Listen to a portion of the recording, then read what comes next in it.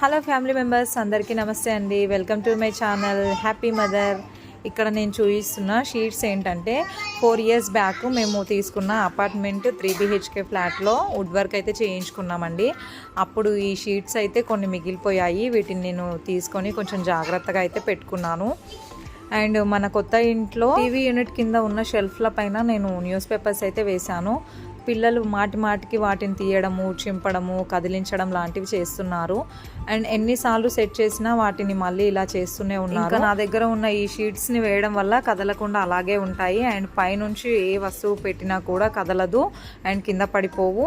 దీనిపైన ఏదైనా డస్ట్ పడినా కూడా ఈజీగా నేను ఏదైనా క్లాత్తో వైప్ చేసుకోవచ్చు అని చెప్పేసి ఇక్కడ న్యూస్ పేపర్స్ అన్న అయితే తీసేస్తున్నానండి. అండ్ షెల్ఫ్ల పైన కొంచెం డస్ట్గా ఉంది.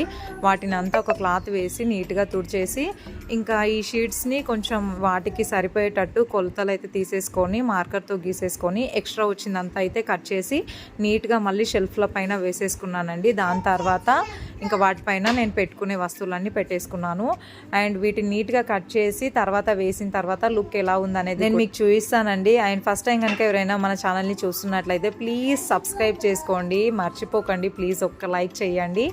అండ్ మన ఛానల్లో మంచి వీడియోస్ అయితే నేను పోస్ట్ చేస్తూ ఉంటాను. వీడియో కంటిన్యూ అవుతుంది, చూస్తూ ఉండండి. ఎక్స్ట్రాగా ఉన్న షీట్ని అంతటిని కూడా కట్ చేశానండి. ఆయన నీట్గా సెల్ఫ్ పైన పరిచాను. చాలా బాగుందండి. ముందు లుక్ అంటే ఇప్పుడు చాలా బాగుంది. అండ్ దీనిపైన డస్ట్ పడ్డా కూడా ఈజీగా తుడుచుకోవడానికి వీలుగా ఉంది. అండ్ వీటిని అయితే నేను మీషోలో తీసుకున్నానండి. మన గృహప్రవేశానికి యూజ్ అవుతాయి అని చెప్పేసి వీటిని డెకరేషన్ కోసం అయితే తీసుకున్నాను నేను. వీటిలో నార్మల్గా ఫ్లవర్స్ పెట్టేసి డెకరేషన్ చేసుకుంటే బాగుంటాయండి, పర్లేదు.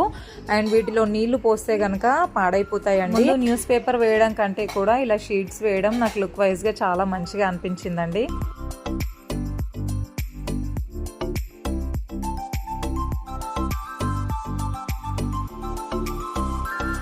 టీవీ యూనిట్ దగ్గర సెట్ చేయడం అయిపోయిన తర్వాత హెయిర్కి అయితే ఆయిల్ అప్లై చేసుకుంటున్నానండి.